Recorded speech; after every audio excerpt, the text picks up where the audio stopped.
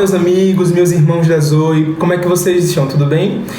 Meu nome é Alcides e eu estou aqui para gravar uma versão mais resumida do papo que eu tive com o pastor Fábio sobre quais são as alternativas que você tem para poder enfrentar esse momento de crise, de coronavírus, de incerteza econômica, de caos, e como você pode fazer para minimizar os efeitos negativos dessa pandemia no seu dia a dia, nas suas finanças. Antes de nós começarmos a falar, eu gostaria que você pegasse um papel e uma caneta ou um caderno para que você tome nota das coisas que eu vou falar, e eu vou fazer algumas perguntas e é importante que você responda no decorrer do vídeo, tá ok? Yes! Então dá um pause aí, vai lá, pega esse material e volta para cá. Uma hora depois. Antes de dar dicas práticas, que vai ser já no final do vídeo, falando sobre o que você pode fazer de maneira prática para você enfrentar esse momento do corona, a gente vai falar sobre princípio. Por quê? Porque princípio com prática, com aplicação no seu dia a dia desse princípio, vai fazer com que você tenha um caminho agradável, vai fazer com que você caminhe para a prosperidade. Por um outro lado, se você tem só princípio, mas não tem a prática, ou se você tem a prática, mas você não tem princípio, então você mais cedo ou mais tarde vai acabar colhendo frutos amargos, você vai acabar encontrando adversidades no seu caminho. Então, o ideal é que você tenha o princípio e que você tenha a prática. E nesse sentido, o nosso livro de princípios é a Bíblia. Então, nós vamos recorrer a ele para que a gente possa bater esse nosso papo inicialmente sobre o princípio e mais no final do vídeo sobre coisas práticas. Então, fica com a gente até o final. Amém? No primeiro ponto, eu gostaria que você tomasse consciência de quem é você hoje, de como você está, de como é que estão as suas finanças, de como é que está a sua vida, de como é que está o seu emprego, ou seja, que você tenha clareza de como é que está o seu estado atual, certo?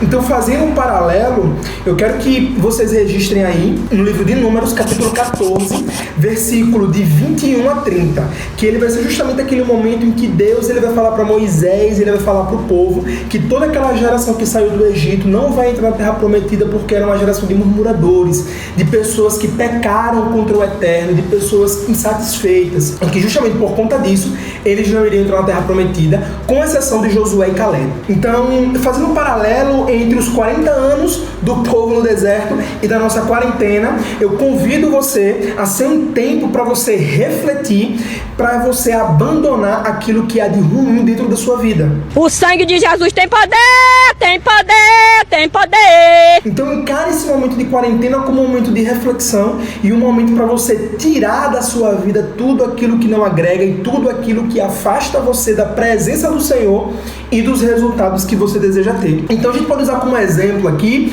você não ler a Bíblia, você ter muitas dívidas, gastar mais do que o que você recebe, você ter o cartão de crédito estourado e descontrole total, você gastar demais com coisas superficiais, você não acompanhar as suas finanças, você não estudar, você sonegar impostos e fazer o que é errado, você ser um mau empregado, você ser um mau empresário. Então que esse tempo de quarentena seja um tempo para você tirar da sua vida tudo aquilo que lhe afasta da presença de Deus.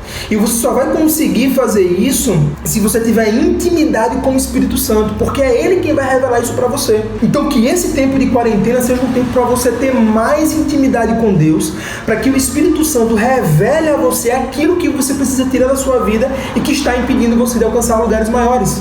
Eu tenho certeza que Deus ele tem promessas para a sua vida. E que você, por coisas que estão dentro de você, não foi capaz de alcançar. Assim como aquele povo que estava no deserto, que Deus prometeu a terra e que por questões internas de cada um deles, não conseguiu chegar na terra prometida. Eu acredito que é assim com cada um de nós. Então que esse seja um tempo de reflexão, para que você possa romper um novo tempo. O que Deus quer que você olhe em você, e Ele quer que você entenda o que você precisa ajustar, corrigir, converter, para que você possa desfrutar de fato de um tempo novo quando passar esse momento de coronavírus. Eu analisando o meu estado atual, eu vi que eu agora, por conta de decisões erradas que eu tomei, eu vou ter que passar por um momento de restrição. Eu vou ter que diminuir o meu padrão de vida. Eu vou ter que fazer um controle maior das minhas finanças. Eu vou ter que me expor mais, eu vou ter que desenvolver áreas da minha vida que até então eu não tinha interesse em desenvolver, porque eu estava meio que confortável, acomodado. E agora eu tenho consciência do quanto eu fui irresponsável, agora eu tenho consciência do quanto que eu fui negligente em alguns pontos, o quanto que eu não me dediquei como eu deveria me dedicar. A minha empresa, por exemplo, eu tenho uma empresa que a gente desenvolve soluções de sistema para o setor hoteleiro, nós somos diretamente impactados por o coronavírus. Por quê? Porque existe a previsão que o setor hoteleiro só retorne às atividades depois no segundo semestre, setembro, outubro. Então imagina como é que eu vou ficar. A pergunta que eu faço para você é: o seu padrão de vida é compatível com a sua realidade hoje? O que é que você vai ter que tirar da sua realidade de vida para que ele seja compatível com a sua renda? Será que você vai ter que se mudar? Será que você vai ter que ir para um lugar mais barato? Será que você vai ter que vender o seu carro, vender a sua casa? Esse é o momento de você, de fato, analisar a sua vida. Por quê? Porque vão-se os anéis e ficam-se os dedos. Então eu quero que você escreva aí. O que você tem de bom? Quais são as habilidades, comportamentos, hábitos, atitudes que você tem que são positivos? Quais são os recursos que você possui? Você tem um trabalho, você tem uma empresa? Quais são as habilidades que você tem? E eu quero que você também escreva nesse caderno o que é que você tem que não é tão bom, que precisa melhorar, que você precisa tirar da sua vida. E que esse tempo de quarentena permite que você reflita sobre isso. Então eu quero que você anote com muita sinceridade, que você pense em você, que você olhe para você. Porque o segundo ponto agora a gente vai falar sobre autorresponsabilidade. E esse momento é um momento meio que João Batista. E como está escrito lá em Gálatas, no capítulo 6, no versículo 7, diz o seguinte: não erreis.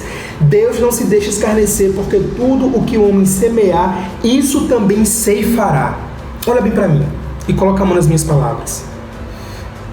O que eu tenho para dizer para você é o seguinte: vá cuidar da sua vida.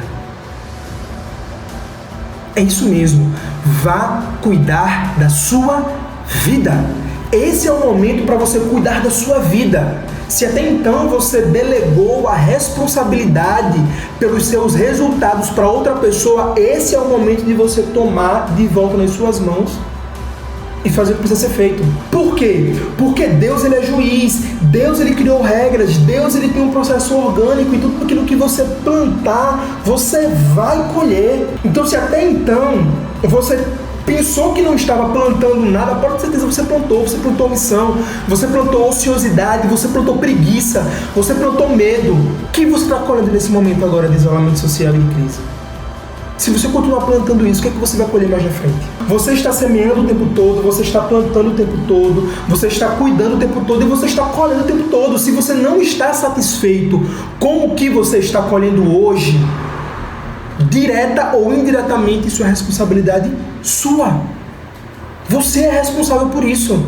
Mas veja que maravilha, porque se por um lado você é responsável por tudo que aconteceu com você até agora, então cabe a você mudar também isso.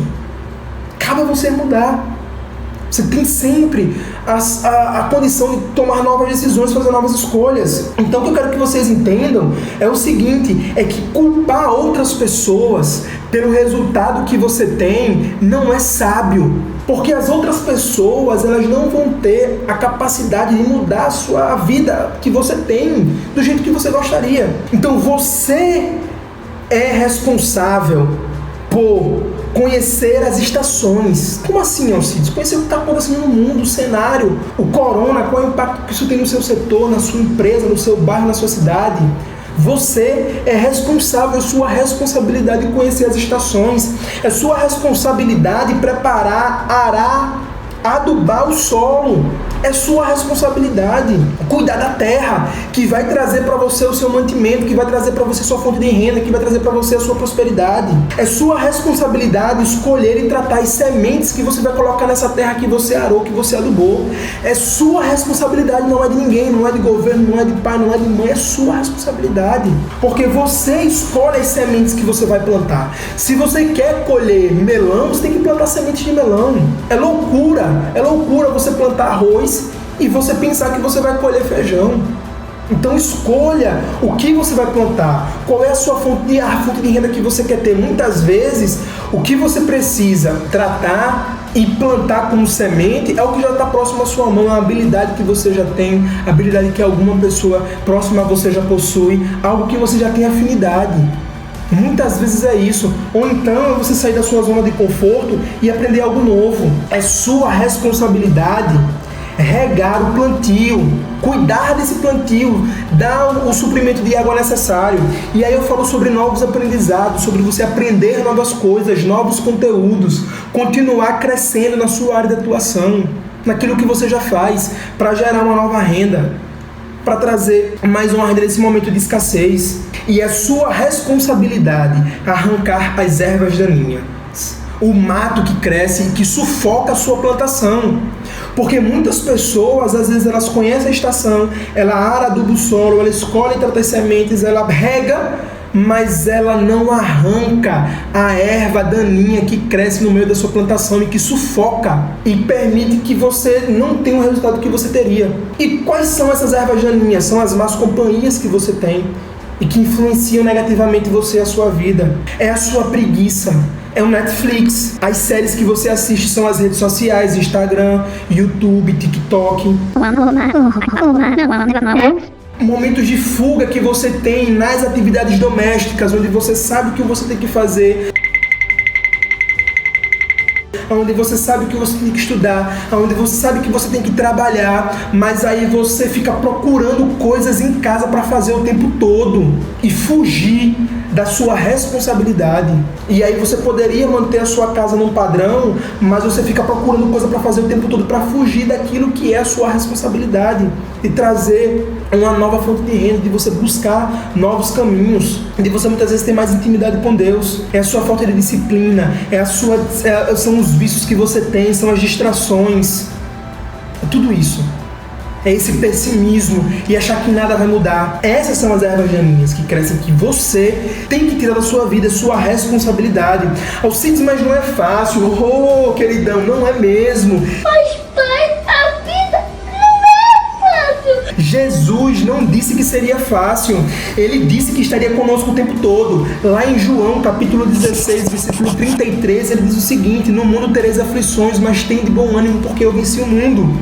Em 1 João capítulo 3, versículo 19, ele diz que sabemos que somos de Deus e que o mundo está no maligno. Então para de mimimi, porque todas as pessoas têm adversidades.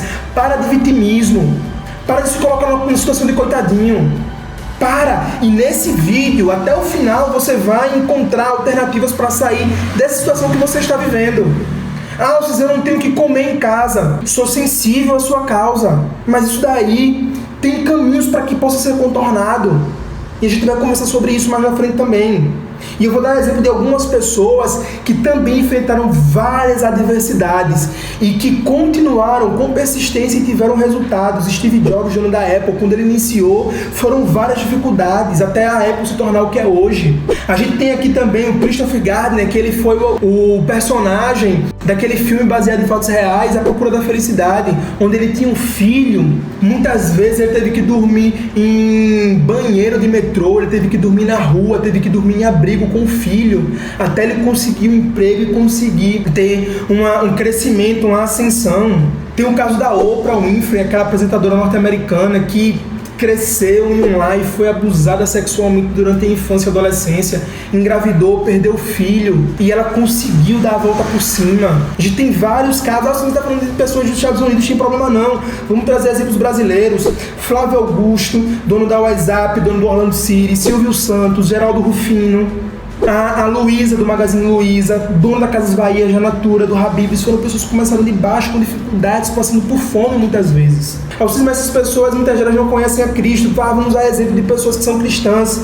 Nick Vujicic, ele sofre de tetramelia, ele nasceu sem os 4 membros, sem os braços, sem as pernas. Ele poderia usar isso como justificativa para parar, mas não, ele continuou caminhando e avançando, pregando o evangelho. Hoje ele é casado, tem filhos e ele ajuda pessoas no mundo todo. Tem a dona da Mary Kay, o dono da Timberland, pessoas que de fato são cristãs, que professam a mesma fé que nós. Você está falando de pessoas, mas e na Bíblia? Na Bíblia a gente tem vários exemplos também. Nós temos Jacó, nós temos José, nós temos Davi, Débora, Ruth, Esther. Então o que eu digo para vocês é o seguinte: por mais difícil que a sua situação esteja, não desista. Não desista. Por quê? Porque nós temos um Deus que está conosco o tempo todo. E que se você está colhendo hoje uma situação adversa, você tem a oportunidade de começar a fazer um novo plantio, e nós estamos aqui para ajudar você nesse processo. Você não está sozinho nisso. Então decida plantar diferente hoje, para que você colha diferente amanhã.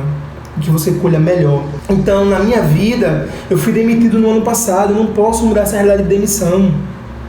Eu tinha um emprego que eu recebia muito bem, mas eu fui demitido. A empresa foi privatizada, enfim.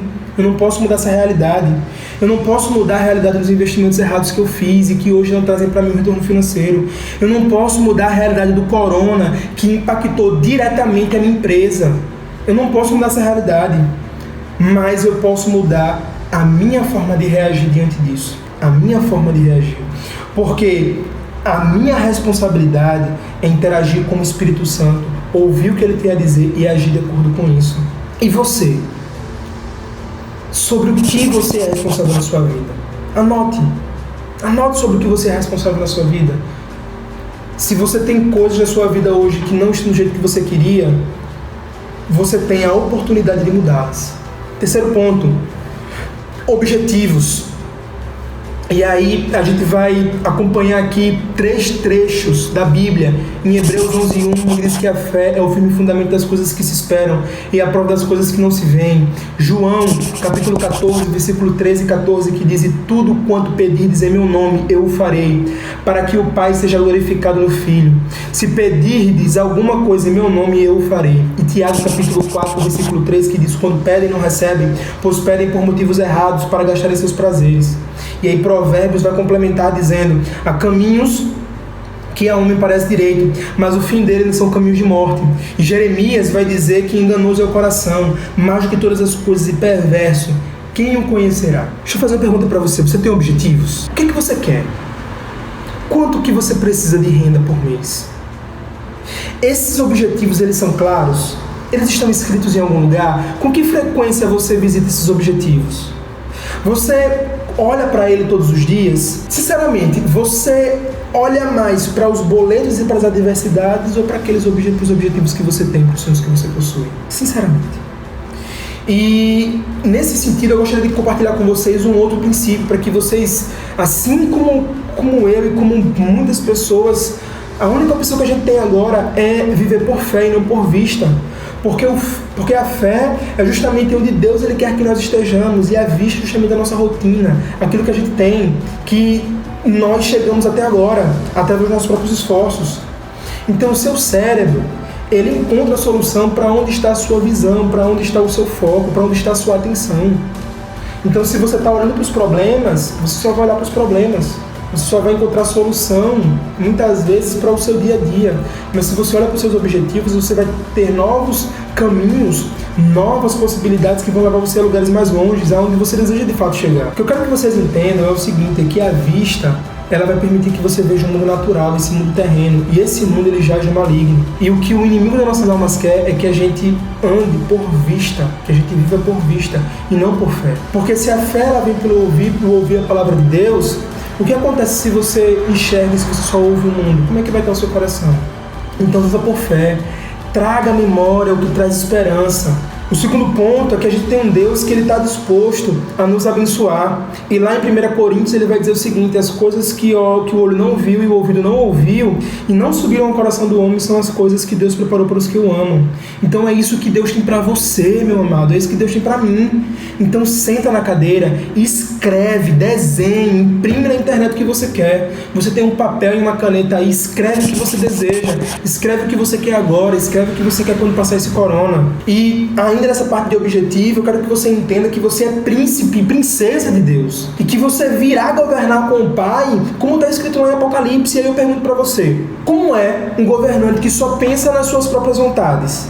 Quais são os frutos da decisão de um governante assim? Então, será que os seus objetivos, aquilo que você deseja, é bom só para você ou é bom para você e para as pessoas que estão ao seu redor? Então, quando Tiago fala que nós não sabemos pedir, é porque você pede só para o seu próprio prazer. Pense no quanto que você vai beneficiar a sua família, o quanto você vai beneficiar a sua igreja, o quanto você vai beneficiar o seu bairro, o quanto você vai beneficiar a sua cidade, o quanto que você vai abençoar as outras pessoas, a sua família em Cristo. E aí, com isso, você vai ter exatamente o coração de Jesus, que é um coração que ama a Deus sobre todas as coisas, que ama a si mesmo e que ama os outros. Então tenha objetivos, porque depender de Deus é uma coisa. Agora, não agir, ser irresponsável, ser preguiçoso é outra coisa completamente diferente. Então Deus, Ele nos dá a capacidade de trabalhar.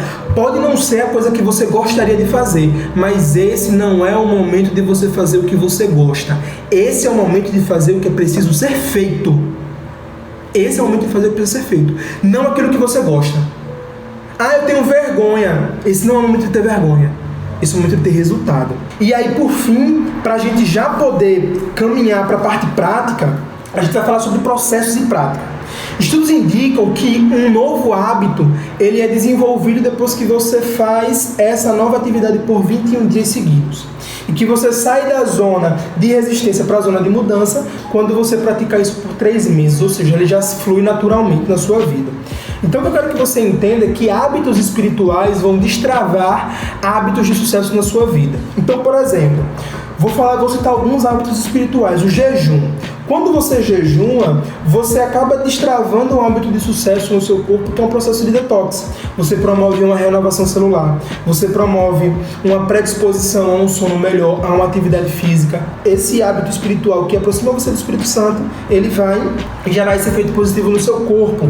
Quando você ora de maneira constante, você acaba desenvolvendo um hábito de sucesso que é a meditação. Você consegue pensar com mais clareza, tomar decisões mais rápidas e mais acertadas. Você tem essa capacidade. Quando você lê a Bíblia todos os dias, você acaba ficando com mais facilidade para ler livros no seu dia a dia, com mais facilidade, com mais frequência. Então isso vai permitir que você leia também, que você aprenda novas coisas, que você consiga ler justamente através do hábito de leitura da Bíblia. Quando você tem comunhão com seus irmãos, você acaba desenvolvendo habilidades como liderança, como empatia, capacidade de trabalho em equipe, seja através de momentos presenciais ou através de reuniões virtuais. E quando você dizima e você oferta, você acaba desenvolvendo um hábito de controle financeiro e de orçamento. E o que eu quero que você entenda é que o inimigo das nossas almas, ele quer que nós sejamos pessoas distraídas, porque pessoas distraídas não conseguem ter hábitos espirituais e, consequentemente, não conseguem ter hábitos de sucesso. E aí a gente tem a nossa vida desgraçada em função disso. Então, o que eu vou falar para você são coisas para você fazer dia sim e outro também. Anota aí o que você tem que fazer. Orçamento, certo? É importante que no seu caderno você tenha quanto entra por mês, ou por semana, ou por dia. E quais são os gastos? Você tem que saber quanto entra e quanto sai. Você tem que controlar isso diariamente. Isso é fundamental. Tem pessoas que não fazem esse tipo de controle, que até então têm vivido uma vida relapsa nesse sentido. É importante que vocês registrem todo o dinheiro que entra, todo o dinheiro que sai. É importante que você tenha claro quais são os seus objetivos, que a gente falou no tópico anterior, e que você caminhe em função disso.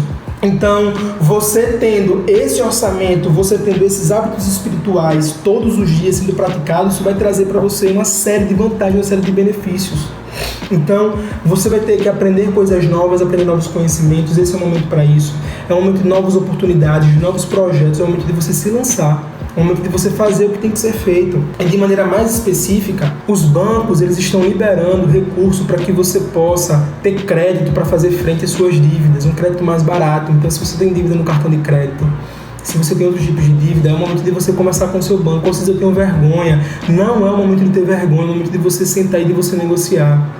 Se você tem um projeto para tirar do papel, esse é o momento de você pegar capital junto com os bancos, Banco do Nordeste, Caixa Econômica, Banco do Brasil e outros bancos, a uma taxa interessante, e você fazer acontecer no seu projeto.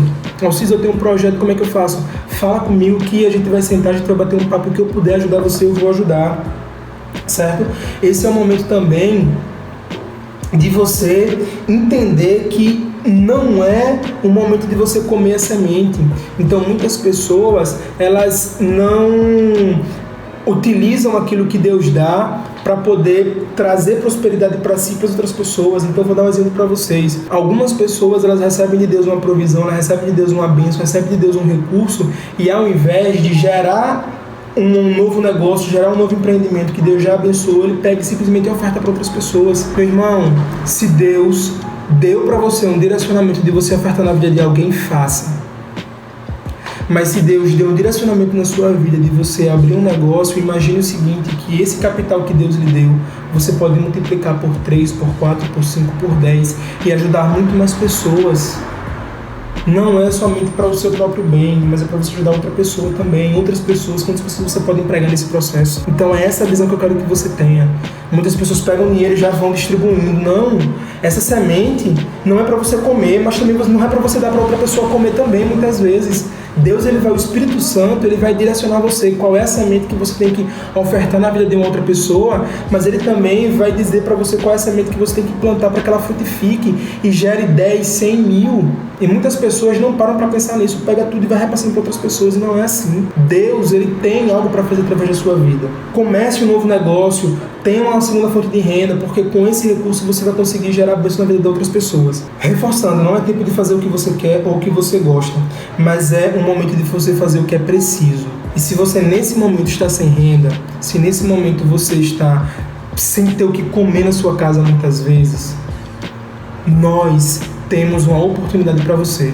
Pode não ser o que você gostaria, pode não ser aquilo que você quer fazer, mas é algo que vai fazer com que você tenha uma renda, é algo que vai fazer com que de fato você possa ter um fôlego, ter mais uma oportunidade. Porque eu entendi que nesse momento, ou eu dava resultado, ou eu dava desculpa. E Deus, ele exigiu de mim que eu desse resultado para mim e para minha família. E esse momento é um momento que, se você não tem um negócio, é um momento de você vender, de você encontrar alguma coisa que você possa vender, algum serviço que você possa prestar. E se você, no seu momento, está tão atordoado que você não consegue encontrar uma solução, fala comigo. Fala comigo que a gente vai sentar e eu vou ajudar você nesse processo, para que a gente possa encontrar. Mais uma vez, pode não ser aquilo que você quer e que você gostaria, mas vai ser aquilo que vai ser preciso e que vai fazer com que você tenha uma oportunidade de renda. Então, meus irmãos, era sobre isso que eu queria falar com vocês. Um resumo do que nós conversamos. O nosso papo lá com o pastor Fábio, certo? Você tem possibilidade de pausar o seu financiamento imobiliário. Você não precisa pagar. Você pode fazer isso com a Caixa Econômica. Se você tiver dúvidas, pode conversar comigo que eu vou auxiliar você também. As empresas de energia e de água, elas também estão com condições específicas para que você possa ter esse pagamento do seu débito com água, com luz. Então, assim, esse é o momento de você negociar e existem muitas oportunidades nesse momento de crise. O que você tem que fazer é olhar com fé e não por vista, porque muitas pessoas estão sucumbindo pelo medo. Mas, na verdade, o que Deus quer é que nós, como povo dele, saiamos mais fortalecidos desse momento, como pessoas, como família e como igreja. Muito obrigado pela presença de vocês e até mais.